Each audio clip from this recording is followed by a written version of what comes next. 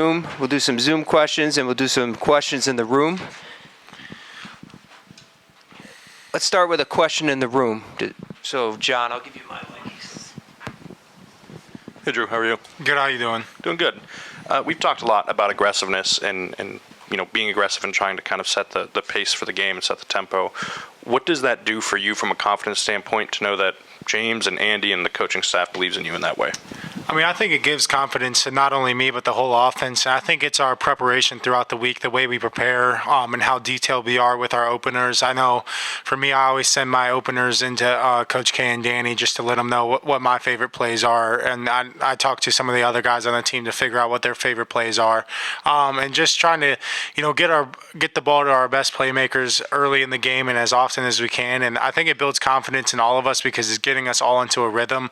And then we're able to take those shots down the field, hopefully within, the first 15 plays to hopefully just create an explosive off that. But I think Coach K and Coach Franklin do a great job of preparing us for every look that we can get because, sometimes you call the shot plays and the shot's not always there just because the defense takes it away. So it's about what the next progression is in our reads and maybe getting it down to the second or third progression, and that could also create an explosive too. Let's go to Zoom. Let's go to Audrey and Rich. Hey, Drew, thanks for your time. I'm wondering how you kind of seen Amari develop, and what do you think a performance like this past game maybe can do for his confidence kind of moving forward? Yeah, I mean, I think Amari has done a phenomenal job all year, and really since he's ever been on campus with me, since we enrolled in the same class and mid-year together. But I've just seen his confidence grow a ton over really the last year since Coach K's been here, and I think it started in spring with how he was performing during spring ball, and it transitioned into summer workouts and things like that, and also building that into fall camp.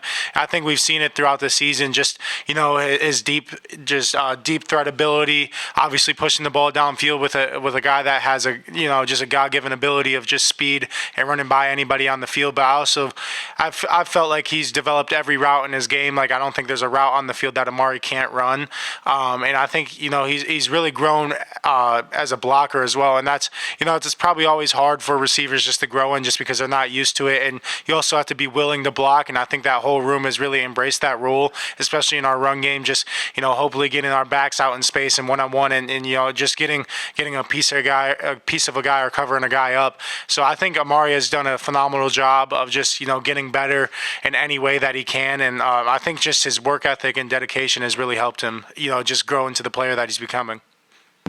Let's stay on Zoom. We'll go Rich and then in the room to Bob. Hey, Drew. What have you seen from Notre Dame's defense, and how are their blitz packages similar and different from Boise's? I think, just turning on the tape, they're a very sound unit that also plays very hard and very physical.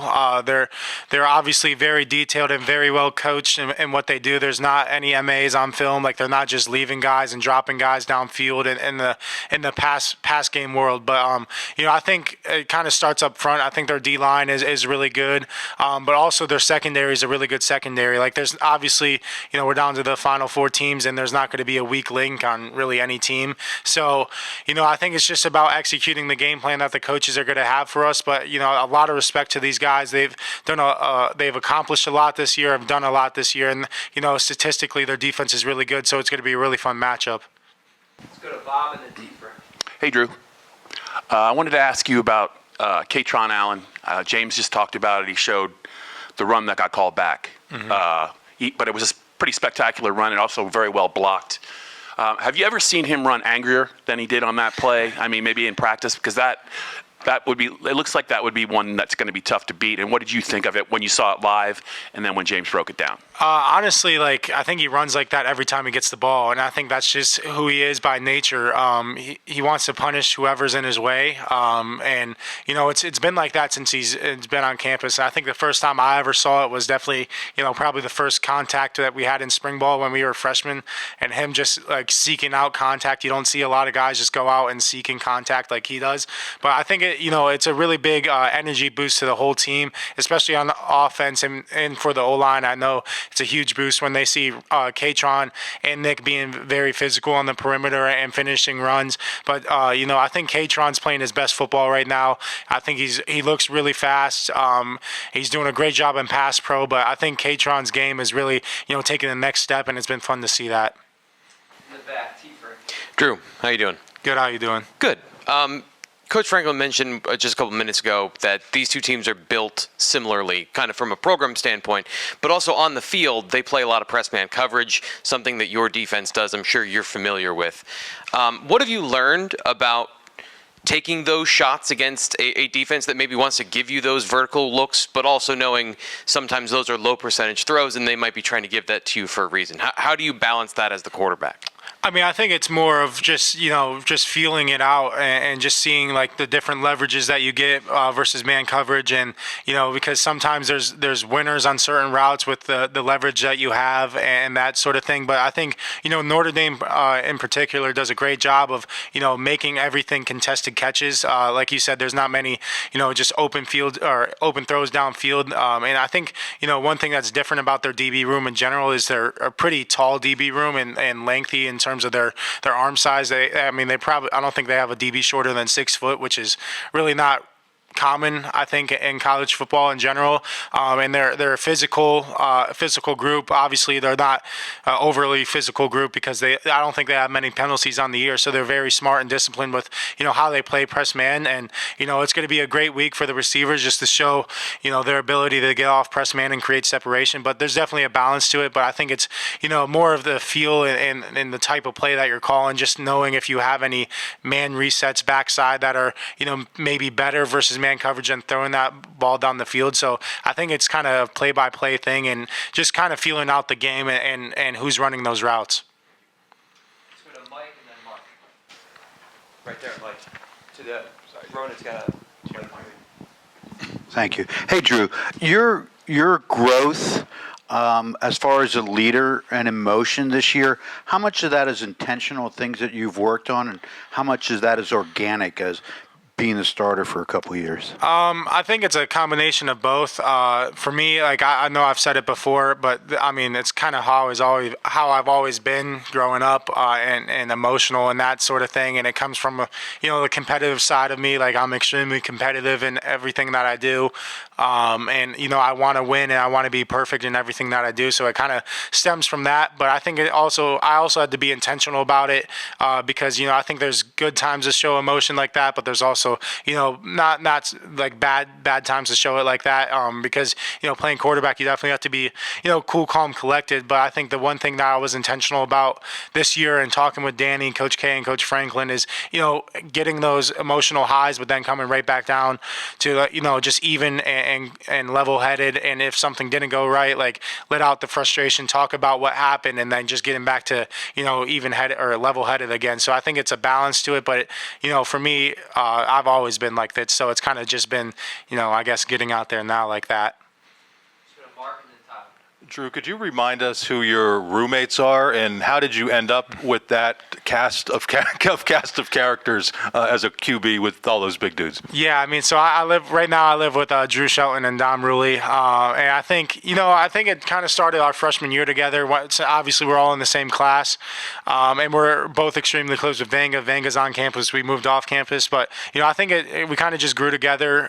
Drew was one of the first people I met when I committed, and his mom was one of the first families that we really met in terms of my family. And it's kind of weird that we both have younger sisters and they're both named Ryan, which is not common. so that was kind of cool. I think we always kind of hit it off. And then obviously when Vanga got here, he was later enrollee, at least in our class. And I think just trying to spend as much time around him as possible, just because he was moving over from Washington. Obviously that's a extremely far place to travel, being away from home, and I know he's very close with his family and that sort of thing. So, and Dom was kind of always with us when he first got here too. So we kind of just grew together as freshmen, and then it turned into us living together. And they're great roommates, and I love being around them every day, and they're great teammates to have.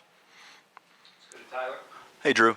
I wanted to read back something that Franklin said about Nick Singleton just a few minutes ago. He said, quote, obviously we'd love to have him back in 2025, but if he decides to come out, we'll fight like heck to get him drafted as high as possible. I guess you never know how the staff's going to react when you have to get to that decision until you get to that decision. You just had a similar experience. What kind of feedback was the Penn State staff able to give generally to somebody who faces the end of the year, faces that kind of crossroads maybe in their career? And how does Penn State, I guess, look out for themselves, but also you can tell they're looking out for you at the same time?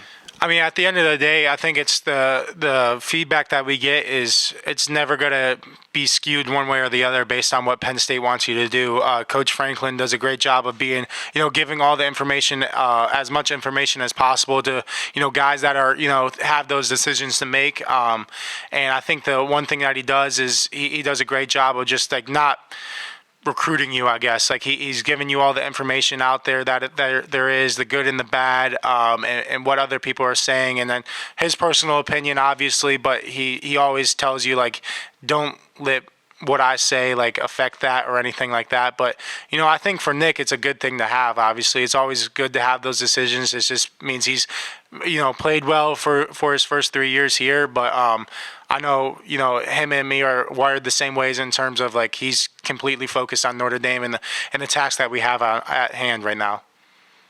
We'll do one more question from Zoom. Adam Rittenberg, ESPN.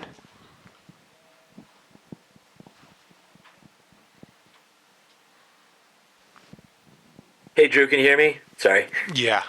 Yeah, thanks for your time. I appreciate it. I just wondering, kind of going through a full season with Coach Kotelnicki, you guys do a lot of kind of unusual things, even in unusual times in games. I'm just wondering from your perspective, how much you've kind of gotten used to that and just not knowing even in maybe from the outside what might seem like an obvious run situation, you guys might do something different from formation or just, kind of things that are out of the ordinary. What's it just like being inside that for a full season? I mean, I enjoy it a lot, and I think it's just because, it's a part of our identity. We want to cause stress in many different ways. Obviously, causing stress starts with the players and the type of, talent that we have on the offensive side of the ball, but it's also, making the defense communicate with, unbalanced and just unique formations that maybe they've never seen before or we've never put on tape. And it just causes a lot of stress on defenses, and they have to prepare for a lot of different exotic things. I personally like it a lot, and I think, the one good thing that we do with Coach K is he's always communicating like what type of or when those situations come up, like why he's calling it or when he's going to call it. Like it's a pretty big discussion in terms of, between the players, when we want certain plays to be called and the offensive staff as well. So, we're never caught off guard by when those play calls are called. And I think that's a real positive thing that Coach K does is just preparing us for every possible situation that he can call those sorts of plays. And then also it's on us to execute those plays. But, sometimes like the defense falls into it like they kind of did last game with a couple of them. But, we live with those because when those hit, their momentum swings for us. And, I think we do a great job and the offensive staff does a great job of putting us and designing those plays to, have the best success as possible. Thanks, Drew. Recording stopped.